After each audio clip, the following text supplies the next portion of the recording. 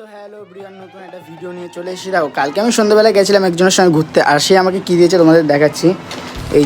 এই একটা চকলেট দিয়েছে, আর এই একটা পুরো চকলেট দিয়েছে, ঠিক আছে। তো আমি অত চকলেট খাই না, জাস্ট রেখে দিয়েছি। কালকে রাত্রে 2-3টে খেয়েছিলাম, তার বেশি খাইনি। আর এখন 12টার মতন বাজে, আমার খিদেও পেয়েছে। এখন কালকে রাত্রে চিকেন পকোড়া এনেছিলাম, দেখো চিকেন পকোড়াটা এখনও খাইনি আমি।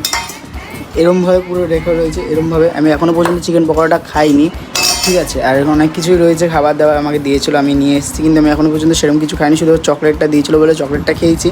আর এখন খিদে পেয়েছে, দেখি কী খাই, তারপরে তোমাদের বলছি। বললাম যে অনেকক্ষণ ধরে মা খিদে পেয়েছে, মা কিছু খাবার আছে। মা বললো যে মাছের তরকারি হয়েছে, খেয়ে নি। তাই দেখো এখানে মাছের তরকারি মা দিয়ে দিয়েছে, আমি একটু মাছ দিয়ে ভাতটা খেয়ে নিলাম পুরো।